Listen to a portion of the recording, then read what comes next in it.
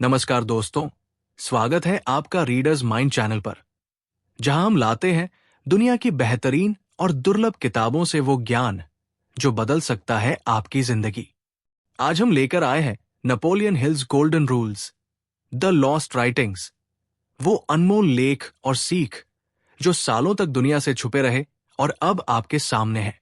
ये वो सिद्धांत है जो नेपोलियन हिल ने सफलता, धन और आत्मविकास पर लिखे थे, लेकिन जो उनकी मशहूर किताबों में शामिल नहीं हो पाए। तो तैयार हो जाइए, क्योंकि आज हम खोलने वाले हैं सफलता के वो छुपे खजाने जो आपको अपने सपनों की ऊंचाइयों तक पहुंचा सकते हैं। यह पुस्तक दरअसल नेपोलियन हिल के 1919 से 1923 के दौरान प्रकाशित हुए लेखों का संग्रह है, जो व्यक्तिगत सफलता के लिए उनके शुरुआती और बहुत महत्वपूर्ण विचारों को प्रस्तुत करती है। इन लेखों में आपको सफलता की ऐसी राहें मिलेंगी जो आज भी उतनी ही प्रासंगिक है जितनी लगभग एक सदी पहले थी। चलिए इन गहन विचारों को अध्यायवार समझते हैं। अध्याय 1, आपकी सामाजिक और शारीरिक आनुवंशिकता, your social and physical heredity. ये अध्याय हमें सिखाता है कि हम क्या हैं। ये दो मुख्य कारकों का परिणाम है, आनुवंशिकता, हेरेडिटी, और पर्यावरण, एनवायरनमेंट।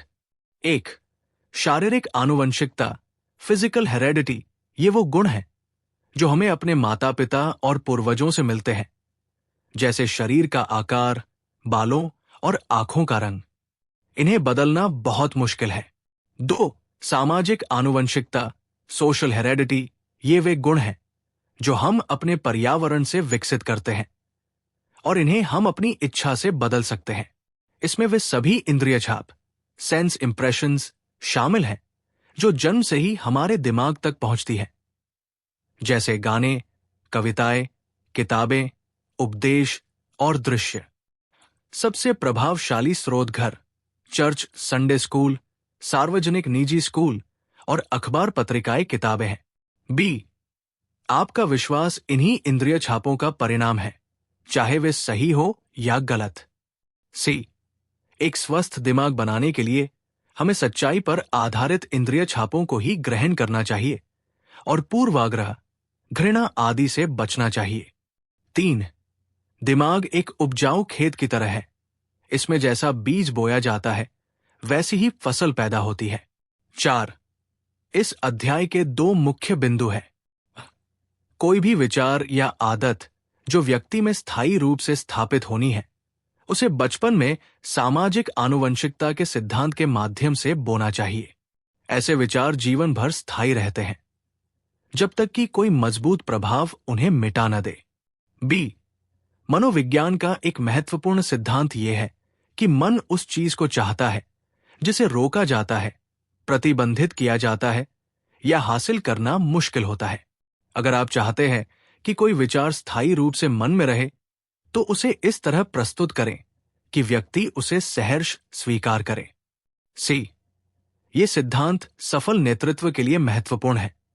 चाहे आप बिक्री कर रहे हो, वकालत कर रहे हो, उपदेश दे रहे हो या व्यवसाय चला रहे हो, आप भले ही वैसे जन्मे हो जैसा कि आपके शारीरिक आनुवंशिकता ने तय किया, लेकिन आप अपनी मानसिक स्थिति को अपनी इच्छा अनुसार ढाल सकते हैं और अपने कमजोर लक्षणों को दूर कर सकते हैं। आप अपना पर्यावरण, विचार और जीवन का लक्ष्य बदल सकते हैं।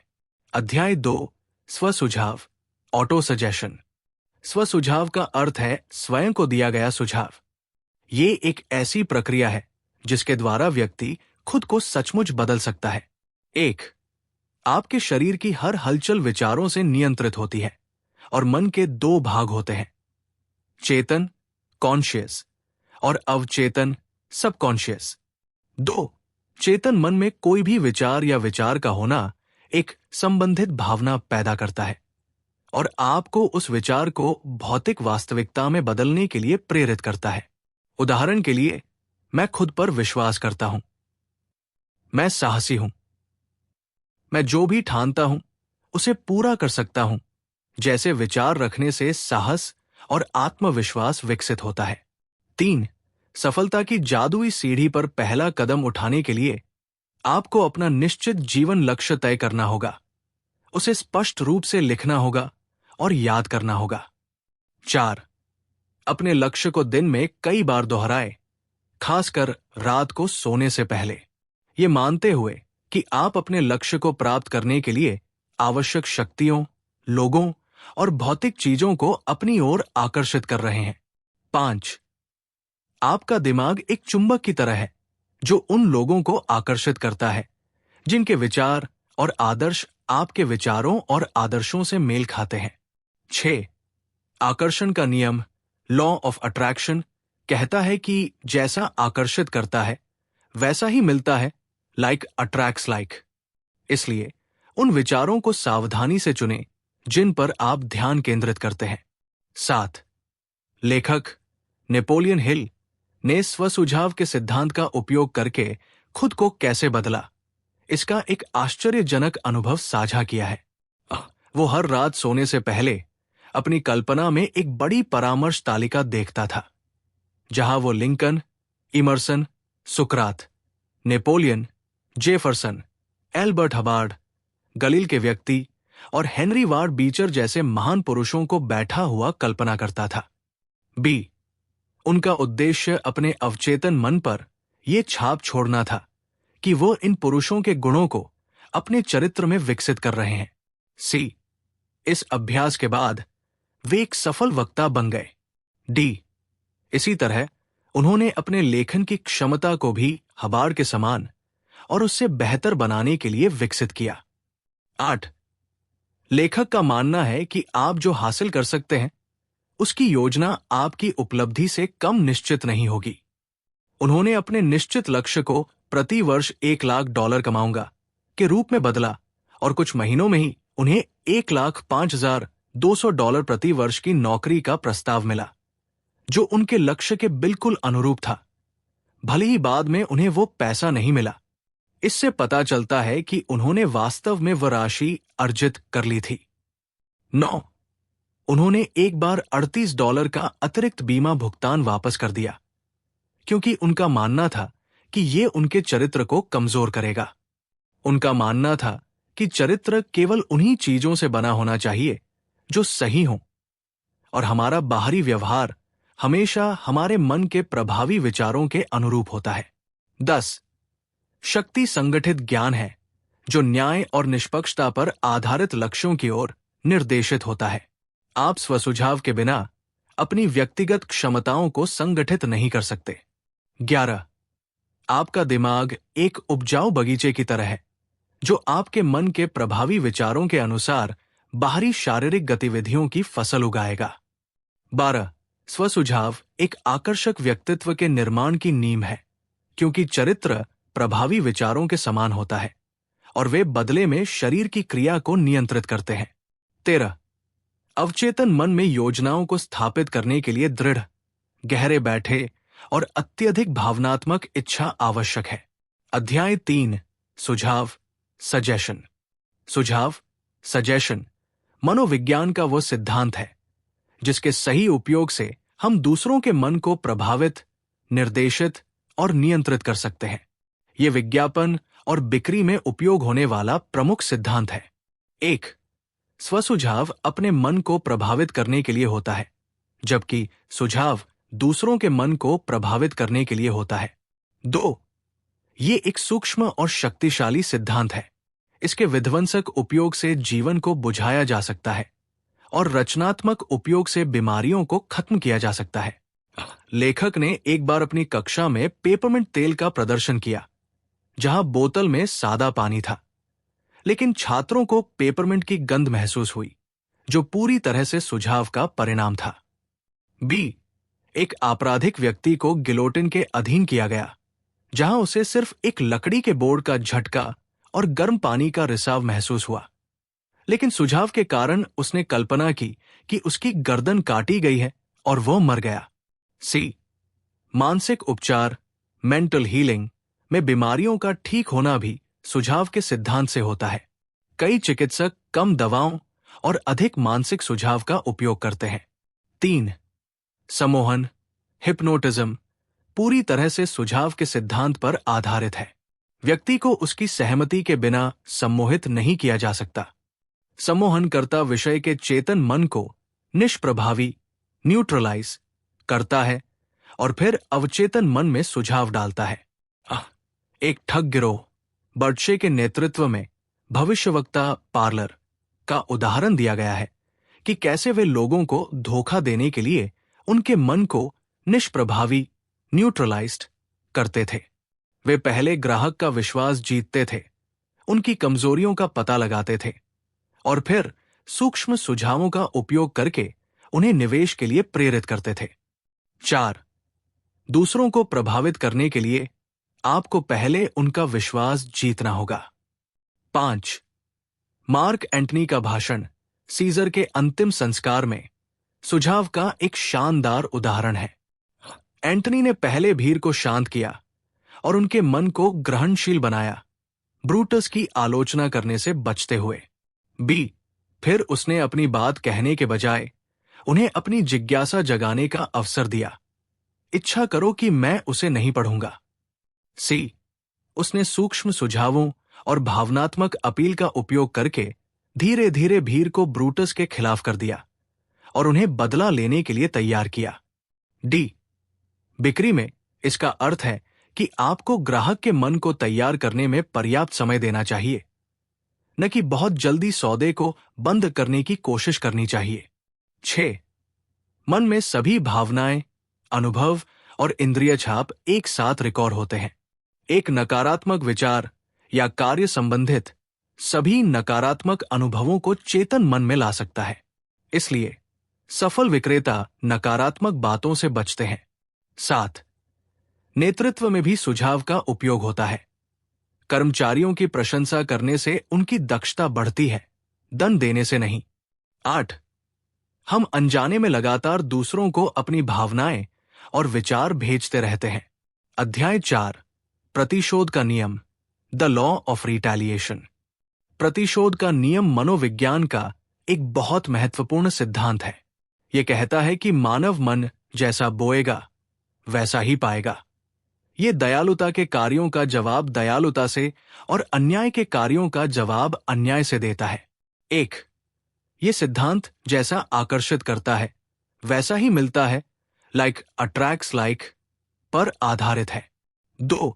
मिसेस वुड्रो विल्सन के लेख में इसका उदाहरण दिया गया है। हमारे विचार ही हमारे अनुभवों को आकर्षित करते हैं। यदि हम लगातार किसी विशेष व्यक्ति के बारे में सोचते हैं तो जल्द ही उससे सुनने या मिलने की संभावना होती है। 3. प्रार्थना, प्रेयर भी एक रहस्यमय घटना है जो दृढ़ता और मानसिक एकाग्रता से काम करती है। लेखक ने अपने जीवन में प्रार्थना के माध्यम से आश्चर्यजनक परिणाम देखे हैं, जहां उन्होंने 4 साल की प्रार्थना के बाद एक गोपनीय जानकारी प्राप्त की। 4. मानसिक टेलीपैथी, मेंटल टेलीपैथी के भी उदाहरण दिए गए हैं, जहां विचार एक मन से दूसरे मन में यात्रा करते हैं। 5. आप दूसरों से जैसा व्यवहार चाहते हैं वैसा ही व्यवहार उनसे पहले करना शुरू कर दें और वे भी बदले में वैसा ही करेंगे। 6. इस नियम में महारत हासिल करने के लिए पूर्ण आत्मनियंत्रण विकसित करना पहला कदम है। यदि कोई आपको गाली देता है और आप बदले में ऐसा ही करते हैं तो आप उसके मानसिक स्तर पर आ जाते हैं, लेकिन यदि आप शांत रहते हैं तो आप उसे नियंत्रित करते हैं। 7. लेखक ने अपने 2 छोटे बेटों नेपोलियन जूनियर और जेम्स के साथ एक अनुभव साझा किया। जब जेम्स नेपोलियन जूनियर के मूंगफली के थैले से बिना पूछे मूंगफली लेने की कोशिश करता है और मार खा जाता है, तो लेखक जेम्स को सिखाता है कि वो अपनी क्रैकर जैक, नाश्ते का एक डिब्बा, की पेशकश करे। बदले में नेपोलियन जूनियर भी अपनी मूंगफली जेम्स को देता है। ये एक जैसा का तैसा रिटेलिएशन इन काइंड का एक उत्कृष्ट उदाहरण है। 8. हम अपने दुश्मनों को भी वफादार दोस्तों में बदल सकते हैं यदि हम उनके प्रति असाधारण सौहार्द दिखाएं और हर संभव तरीके से उनका पक्ष लें। 9. जिसके पास है उसे और दिया जाएगा, लेकिन जिसके पास नहीं है उससे वह भी ले लिया जाएगा जो उसके पास है। यह बताता है कि यदि आपके पास असफलता, आत्मविश्वास की कमी, घृणा है तो वे बढ़ेंगे। लेकिन यदि आपके पास सफलता, आत्मविश्वास, आत्मनियंत्रण है तो वे भी बढ़ेंगे। 10। अंत में ये अध्याय चिंता, भय, घृणा और ईर्ष्या जैसे नकारात्मक विचारों से बचने की सलाह देता है, क्योंकि वे हमारे शरीर और मन को नुकसान पहुंचाते हैं और हमें असफल बनाते हैं। अध्याय 5। आपके मन की शक्ति, the power of your mind. मानव मन विभिन्न गुणों और प्रवृत्तियों का एक मिश्रण है, जिसमें पसंद नापसंद, आशावाद निराशावाद, घृणा प्रेम, रचनात्मकता विनाशकता, दयालुता क्रूरता शामिल है। मन के प्रभावी गुण हमारे पर्यावरण, प्रशिक्षण, साथियों और विशेष रूप से हमारे विचारों से निर्धारित होते हैं। 1। मन में लगातार रखा गया कोई भी विचार एक बीज की तरह होता है, जो अपनी तरह की फसल उगाता है। इसलिए विनाशकारी विचारों को मन में जगह देना खतरनाक है, क्योंकि वे अंततः शारीरिक क्रिया में बदल जाते हैं। 2। स्वसुझाव के सिद्धांत के माध्यम से मानव मन अपनी विनाशकारी प्रवृत्तियों से छुटकारा पा सकता है, रचनात्मक प्रवृत्तियों पर लगातार ध्यान केंद्रित करके। 3। मन के गुणों को जीवित रखने के लिए पोषण और उपयोग की धूप की आवश्यकता होती है। दुष्ट प्रवृत्तियों को अनुपयोग से भूखा मारकर खत्म किया जा सकता है। 4। आपका मन आपकी शक्ति का वास्तविक स्रोत है। आप अपने मन को स्वयं नियंत्रित कर सकते हैं। 5। प्रतिशोध के नियम, लॉ ऑफ रिटेलिएशन के माध्यम से लोगों को आकर्षित करना सफलता के लिए आवश्यक है। यदि आप किसी को शत्रुता देते हैं तो वो भी वैसा ही करेगा। यदि आप किसी से मित्रता करते हैं या दयालुता दिखाते हैं तो वो भी वैसा ही रेसिप्रोकेट करेगा। 6। एकॉर्न का उदाहरण दिया गया है कि कैसे ये केवल ओक के पेड़ के तत्वों को आकर्षित करता है। इसी तरह हमारे मन में हर विचार अपनी तरह के तत्वों को आकर्षित करता है, चाहे वे विनाश के हो या निर्माण के। 7। महान धन कैसे बनता है? एंड्रयू कार्नेगी ने दूसरों के दिमागों का चयन, संयोजन और प्रबंधन करके अपना भाग्य बनाया। कोई भी व्यक्ति अकेले बहुत बड़ा धन नहीं बना सकता। इसके लिए दूसरों के दिमागों के साथ मेलजोल और सहयोग की आवश्यकता होती है। सफल साझेदारी या संगठन के लिए ऐसे पुरुषों की आवश्यकता होती है जिनमें देखभालकर्ता, केयरटेकर और प्रमोटर दोनों तरह के गुण हों। 8। ये युग कल्पना, जिज्ञासा और प्रयोग का है। हमने न केवल हवा में उड़ना, समुद्र के नीचे तैरना और पृथ्वी के चारों ओर बात करना सीख लिया है, बल्कि इस सब उपलब्धि का कारण मानव मन अभी खोज लिया है। 9। अपने साथी मनुष्यों से झगड़ा करना छोड़ दें।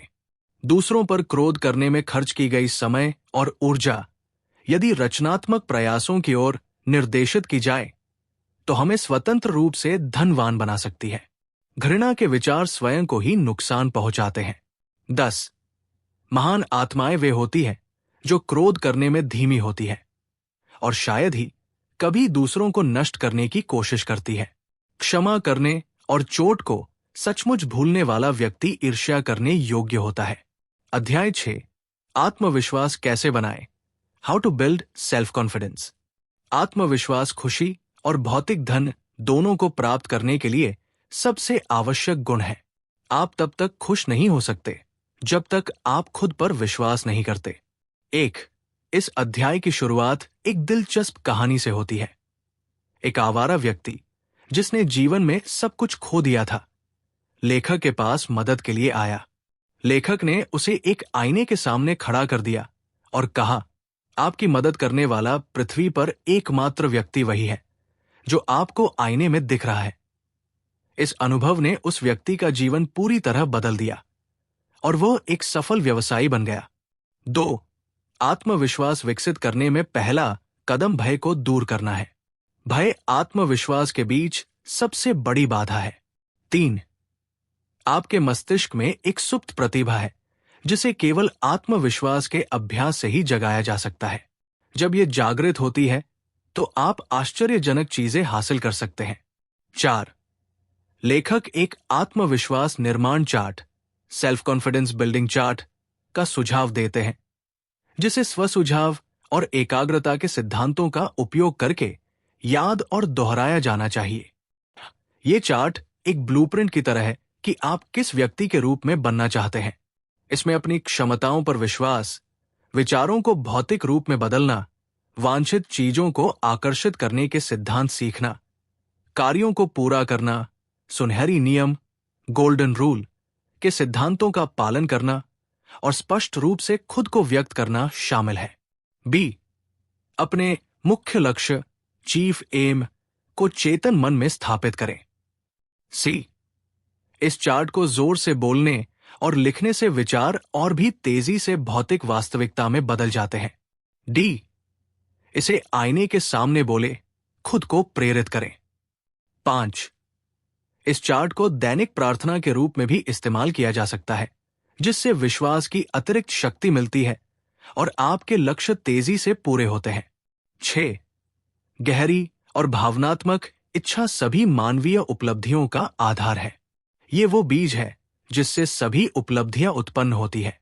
7, अपने पूरे अस्तित्व को किसी सुदृढ़, निश्चित इच्छा से भर देने से आपका व्यक्तित्व एक चुंबक बन जाता है, जो आपको उस इच्छा की वस्तु को आकर्षित करेगा। अध्याय 7, पर्यावरण और आदत, एनवायरनमेंट एंड हैबिट। पर्यावरण वह है जिसे हमारा मन सोख लेता है, और ये शारीरिक गतिविधियों को उस पर्यावरण के अनुरूप बनाता है। मन गिरगिट की तरह है, जो अपने पर्यावरण के अनुसार अपना रंग बदलता है। एक आदत पर्यावरण से विकसित होती है।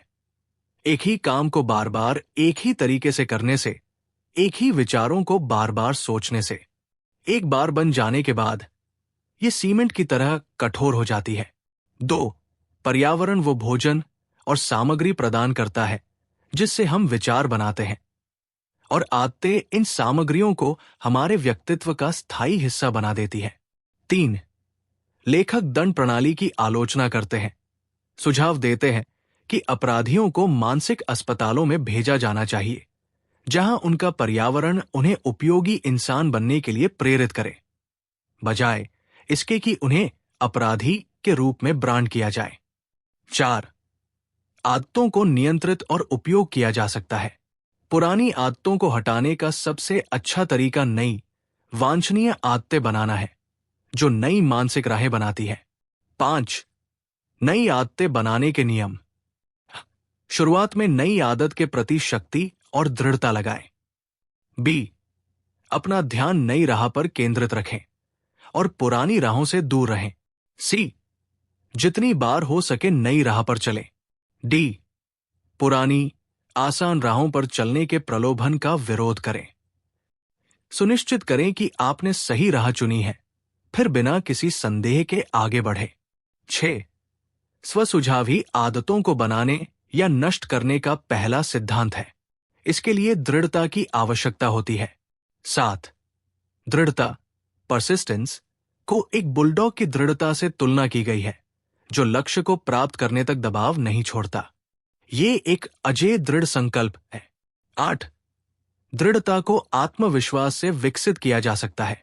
यह हमारे अंदर की सोई हुई प्रतिभा को जगाता है और हमें बाधाओं को दूर करने में मदद करता है।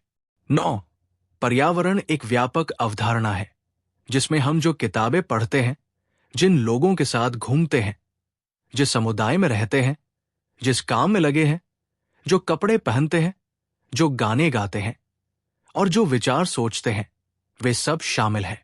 10, हमें अपने मन को अपने मुख्य लक्ष्य को साकार करने के लिए उपयुक्त सामग्री प्रदान करने के लिए पर्यावरण का चयन करना चाहिए। 11, सकारात्मक विचारों वाले लोगों के साथ संगति करें और शिकायत करने वाले नकारात्मक लोगों से बचें। 12, आपके कपड़े भी आपके पर्यावरण का एक महत्वपूर्ण हिस्सा है। साफ, शालीन कपड़े आपको साहस और आत्मविश्वास देते हैं, जबकि मैले कपड़े आपको उदास करते हैं। 13, कार्यस्थल का पर्यावरण भी महत्वपूर्ण है। स्वच्छ और व्यवस्थित कार्यस्थल कर्मचारियों की दक्षता बढ़ाता है। संगीत भी कर्मचारियों में सद्भाव और उत्साह पैदा कर सकता है। 14. सभी काम और कोई खेल नहीं। जैक को सुस्त लड़का बनाता है, ये एक वैज्ञानिक सच्चाई है। 15. मानसिक पर्यावरण शारीरिक पर्यावरण से भी अधिक महत्वपूर्ण है, क्योंकि ये हमारी शारीरिक गतिविधियों को नियंत्रित करता है। अध्याय 8, कैसे याद रखें, हाउ टू रिमेंबर। एक अच्छी और संगठित स्मृति, मेमोरी, मनोविज्ञान का एक महत्वपूर्ण विषय है। 1. स्मृति के 3 मुख्य सिद्धांत हैं। धारण, रिटेंशन, इंद्रिय छापों को अवचेतन मन में प्राप्त करना और रिकॉर्ड करना, जैसे कैमरे की प्लेट पर तस्वीर रिकॉर्ड करना। बी. पुनरावृत्ति, रिकॉल, अवचेतन मन में रिकॉर्ड किए गए इंद्रिय छापों को चेतन मन में वापस लाना, जैसे कार्ड इंडेक्स से जानकारी निकालना। सी. पहचान, रिकॉग्निशन, चेतन मन में बुलाए गए इंद्रिय छापों को पहचानना और उन्हें मूल की प्रतिकृति के रूप में पहचानना, जिससे स्मृति और कल्पना के बीच अंतर किया जा सके। 2. प्रभावी ढंग से उपयोग करने के तरीके। पहला प्रभाव स्पष्ट करें, एकाग्रता से। बी. जो याद रखना चाहते हैं उसे किसी परिचित वस्तु, नाम या स्थान से जोड़ें। सी. जो याद रखना चाहते हैं उसे कई बार दोहराए, एकाग्रता के साथ। 3. एक व्यक्ति ने अपनी भटकती हुई मानसिकता को एकाग्रता के अभ्यास और नई कार्य आदतों को विकसित करके कैसे वापस लाया, इसकी कहानी साझा की गई है। 4. जेम्स ए फैरेल, यूएस स्टील कॉरपोरेशन के अध्यक्ष, एक अद्भुत स्मृति के मालिक थे। उनकी सलाह, अच्छी याददाश्त बनाने के लिए प्रयास की आवश्यकता होती है, जो समय के साथ आसान और स्वाभाविक हो जाती है। बी. गैरजरूरी मानसिक बोझ न ढोए, केवल उन चीजों पर ध्यान केंद्रित करें जिनमें आपकी रुचि है और जो आपके कार्यक्षेत्र के लिए आवश्यक है। सी. कार्यक्षमता और अच्छी आदतें एक अच्छी याददाश्त में योगदान करती हैं। डी. कम उम्र में मन का उचित प्रशिक्षण महत्वपूर्ण है। ई. अपने काम के बारे में सब कुछ जानना महत्वपूर्ण है, विवरणों को भी। 5. एसोसिएशन, एकाग्रता, कॉन्सेंट्रेशन और पुनरावृत्ति, रेपिटेशन, स्मृति के 3 प्रमुख सहयोगी हैं। 6.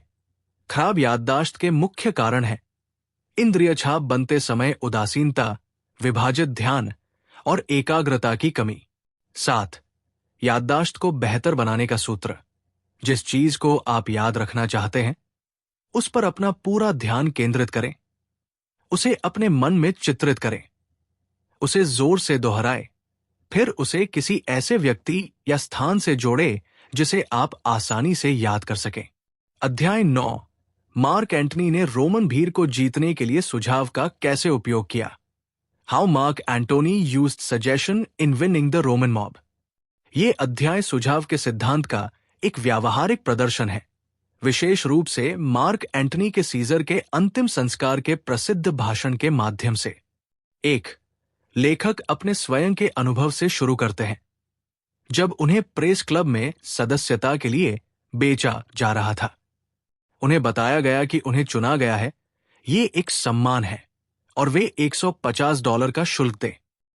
लेखक का घमंड उन्हें लगभग $150 खर्च करवा देता, लेकिन आवेदन पत्र की खराब गुणवत्ता और ये जानकारी न मिलना कि उनका नाम किसने प्रस्तुत किया था ने उन्हें संदेह में डाल दिया।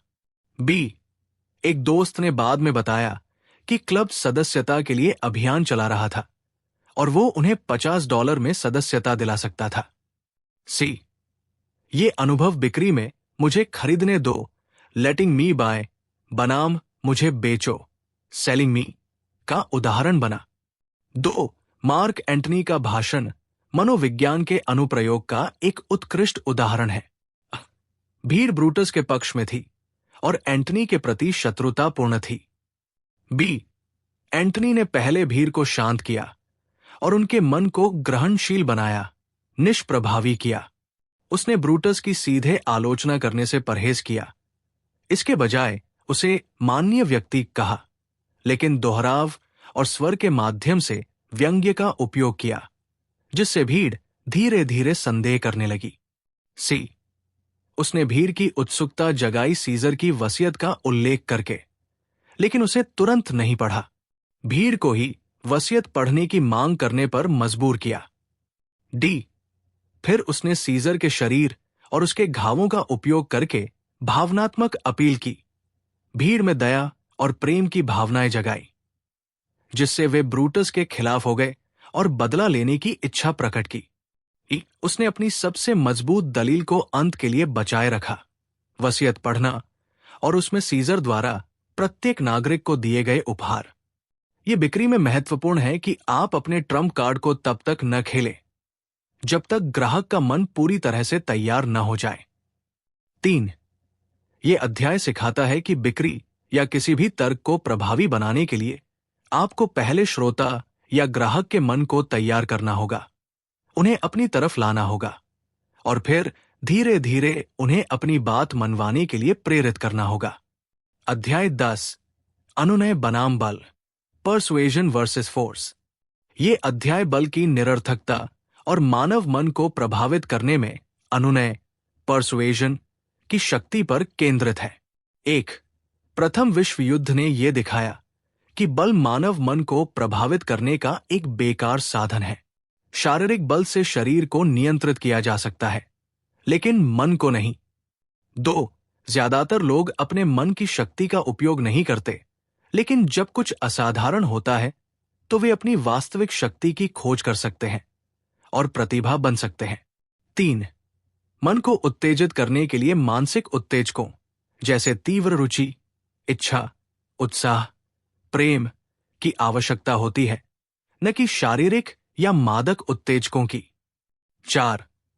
मन एक उपजाऊ खेत की तरह है जिसमें हम हर पल बीज बोते हैं। यदि हम ध्यान से और योजनाबद्ध तरीके से सही बीज बोते हैं तो हमें इच्छित परिणाम मिलते हैं। 5. अल्वा यॉर्क की कहानी इसका एक आदर्श उदाहरण है। एक अनपढ़ टेनेसी का गिलहरी शिकारी और गनमैन अल्वा यॉर्क, जिसे बाइबल के अनुसार तुम हत्या नहीं करोगे के कारण युद्ध में जाने से आपत्ति थी। बी. ड्राफ्ट अधिकारियों ने उसे धमकी देने के बजाय उसे धार्मिक कारणों से समझाया कि युद्ध स्वतंत्रता और ईसाई आदर्शों की रक्षा के लिए एक पवित्र कारण है और दुश्मन कैसर शैतान का एजेंट है। सी. इस अनुनय, परसुएजन के माध्यम से यॉर्क का दिमाग बदला और वो अमेरिकी सेना का सबसे महत्वपूर्ण नायक बन गया, जिसने जर्मनों को अकेले पकड़ लिया। डी. ये दिखाता है कि कैसे सुझाव और अनुनय से लोगों को प्रभावी ढंग से नियंत्रित किया जा सकता है, उन्हें आपराधिक के बजाय उपयोगी बनाया जा सकता है। 6. क्रोध और भय मन के लिए विनाशकारी है। ये नकारात्मक भावनाएं हमारी रचनात्मक क्रिया को रोकती है और हमें असंतोषजनक परिणाम देती है। 7. भीड़ मनोविज्ञान, साइकोलॉजी ऑफ द क्राउड, ये बताता है कि कैसे भीड़ में व्यक्ति की व्यक्तिगत चेतना लुप्त हो जाती है और वो समूह के भावनात्मक प्रभावों के प्रति अत्यधिक ग्रहणशील हो जाता है। धार्मिक पुनरुत्थान, रिवाइवल्स में मानसिक सुझाव का उपयोग किया जाता है, जहां भावनाओं को जगाकर लोगों को प्रभावित किया जाता है। बी. हालांकि लेखक इस बात पर जोर देते हैं कि इस तरह के अत्यधिक भावनात्मक उत्साह वास्तविक आध्यात्मिक अनुभव नहीं है और अक्सर हानिकारक होते हैं, जिससे व्यक्ति भविष्य में वादों और झूठे धर्मों के प्रति अधिक संवेदनशील हो जाता है। 8. भविष्य का पुनरुत्थान तर्कसंगत प्रेम, खुशी, शांति और आत्मनियंत्रण पर आधारित होगा, न कि भावनात्मक उन्माद पर। अध्याय 11, क्षतिपूर्ति का नियम, द लॉ ऑफ कॉम्पेंसेशन। क्षतिपूर्ति का नियम एक अपरिवर्तनीय प्राकृतिक नियम है जो गुरुत्वाकर्षण के नियम की तरह कार्य करता है। ये अमीरों और गरीबों पर समान रूप से लागू होता है। 1. ये ब्रह्मांड में कोई शून्य या खाली स्थान नहीं छोड़ता। जो एक जगह से लिया जाता है उसकी जगह कुछ और ले लेता है। 2. एमर्सन का क्षतिपूर्ति पर निबंध इस नियम को समझने के लिए महत्वपूर्ण है, जिससे व्यक्ति में संतुलन या अनुपात की समझ विकसित होती है। 3. ये नियम अपने दंड और पुरस्कार दोनों को लंबी अवधि तक टाल सकता है, लेकिन वे अंततः आते हैं। जो व्यक्ति से लिया जाता है वो अगली पीढ़ी या पूरी प्रजाति को इनाम के रूप में दिया जाता है। 4. प्रथम विश्व युद्ध को क्षतिपूर्ति का एक उदाहरण माना गया है। युद्ध ने भारी नुकसान पहुंचाया, लेकिन इसने कुछ क्षतिपूर्ति लाभ भी दिए, जैसे बल की मूर्खता का ज्ञान, धार्मिक और नस्लीय असहिष्णुता की मूर्खता का ज्ञान, और ये कि सभी लोग एक सामान्य उद्देश्य के लिए लड़ सकते हैं। 5. चेतना के माध्यम से दंड अक्सर स्वयं पर ही होता है, भले ही बाहरी रूप से कोई दंड न हो। एक बैंक क्लर्क की कहानी इसका उदाहरण है, जिसने पैसा चुराया और 18 साल तक कानून से भागा, लेकिन अंत में उसका अपना विवेक ही उसका पीछा कर रहा था और उसने खुद को दंडित किया। 6. मैंने खुद को उन सभी वर्षों तक दंडित किया। यह दर्शाता है कि हर इंसान के दिल में खुशी या दुख लाने की शक्ति होती है। इस बात पर निर्भर करता है कि वो क्षतिपूर्ति के नियम का पालन करता है या नहीं। 7. मनुष्य द्वारा बनाए गए कानून को तोड़ा जा सकता है, लेकिन कोई भी व्यक्ति क्षतिपूर्ति के नियम को विफल करने में सक्षम नहीं है। 8. इतिहास बताता है कि कई महान पुरुषों ने बहुत कुछ सहा, असफलता और हार का सामना किया, फिर भी अंत तक मुस्कुराते रहे, बिना कड़वाहट के। 9. कनट हामसुन की कहानी, एक आवारा व्यक्ति से नोबेल पुरस्कार विजेता तक की यात्रा, ये दर्शाती है कि कठिनाई और असफलता से शक्ति मिलती है। 10. लेखक का मानना है कि मेरा अपना अंततः मुझे मिलेगा, यदि वो क्षतिपूर्ति के नियम को ध्यान में रखता है, क्योंकि तब उसे पता होगा कि उसके कार्य उसके साथ वापस आएंगे। 11. एक बैंकर का उदाहरण दिया गया है, जिसने उच्च ब्याज दरें लगाकर और अन्यायपूर्ण व्यावसायिक तरीकों से धन कमाया, लेकिन अंततः क्षतिपूर्ति के नियम के कारण वो सब कुछ खो बैठा और उसी निचले स्तर पर लौट आया जहां से उसने शुरुआत की थी। 12. ये अध्याय जोर देता है कि सिद्धांत, प्रिंसिपल, को पैसे से ऊपर रखना चाहिए और मानवता के कारण को व्यक्तिगत लाभ से ऊपर। अध्याय 12 सभी उपलब्धि के लिए सुनहरी नियम के रूप में प्रवेश द्वार, दी गोल्डन रूल एज अ पास की टू ऑल अचीवमेंट। ये अध्याय बताता है कि सुनहरी नियम, गोल्डन रूल, दुनिया की सभी समस्याओं का समाधान है। 1. लेखक ने एक वैज्ञानिक से प्रेरणा ली, जिसने बताया कि मानव शरीर कभी नहीं मरता यदि उसकी सभी कोशिकाएं सद्भाव और सहयोग में काम करती रहें। 2. लेखक इस उपमा को पूरी मानव जाति पर लागू करता है। कल्पना करता है कि पूरी मानव जाति एक विशाल मानव शरीर है। जब इस शरीर के मानव कोशिकाएं, व्यक्ति, लड़ना बंद कर देते हैं और सद्भाव में काम करते हैं, तो पूरे समूह को स्वास्थ्य, सफलता और समृद्धि मिलती है। 3. ये अफसोस की बात है कि स्कूल, चिकित्सा, कानून, इंजीनियरिंग सुनहरी नियम को एक व्यावहारिक, कार्यशील सिद्धांत के रूप में नहीं सिखाते, बल्कि इसे केवल एक सिद्धांत मानते हैं। 4. एक कुत्ते का उदाहरण दिया गया है जिसे काटने के आरोप में गिरफ्तार किया गया था, लेकिन उसने लड़के का हाथ चाटकर खुद को बरी करवा लिया। यह दर्शाता है कि कैसे एक गूंगा जानवर भी सुनहरी नियम के सिद्धांत का उपयोग करके अपनी जान बचाता है। 5. लेखक पूछते हैं कि मनुष्य कब सुनहरी नियम को उतनी बुद्धिमत्ता से लागू करना सीखेगा जितनी उस कुत्ते ने की। 6. दूसरों से अपनी इच्छा अनुसार काम करवाने का अचूक तरीका है। पहले आप उनसे वैसा ही व्यवहार करें जैसा आप उनसे चाहते हैं, और तब तक करते रहें जब तक वे प्रतिक्रिया न दें। 7. यदि आप इसे समझते हैं तो आप कभी भी किसी को ऐसी स्थिति में नहीं डालेंगे जिसमें आप स्वयं नहीं रहना चाहेंगे। 8. यह संदेश उन दुर्लभ आत्माओं के लिए है जिन्होंने पर्याप्त विकास कर लिया है और अपनी विफलताओं से सीख सकते हैं। 9. आप किसी सिद्धांत के बारे में तब अधिक सीखते हैं जब आप उसे दूसरों को सिखाने का प्रयास करते हैं। सुनहरी नियम से सबसे अधिक लाभ उठाने के लिए आपको इसे व्यवहार में लाना होगा, दूसरों को इसके लाभ सिखाने होंगे और अपने समुदाय में इसे लागू करने वाले व्यक्ति के रूप में पहचाना जाना होगा। 10. आर्थिक दृष्टिकोण से भी सुनहरी नियम सुंदर लाभ देता है। जब आप दूसरों के साथ सभी व्यवहारों में जानबूझकर सुनहरी नियम को मानक के रूप में स्थापित करते हैं, तो आप धीरे धीरे एक प्रतिष्ठा बनाते हैं जो आपको विश्वास, सद्भावना और सभी का सक्रिय सहयोग दिलाती है। बी, ये आकर्षण के नियम, लॉ ऑफ अट्रैक्शन का पालन करता है। 11, अंत में यदि आप स्वसुझाव के सिद्धांत को समझते हैं तो आप जानेंगे कि हर लेन देन आपके अपने मन पर क्या प्रभाव डालता है।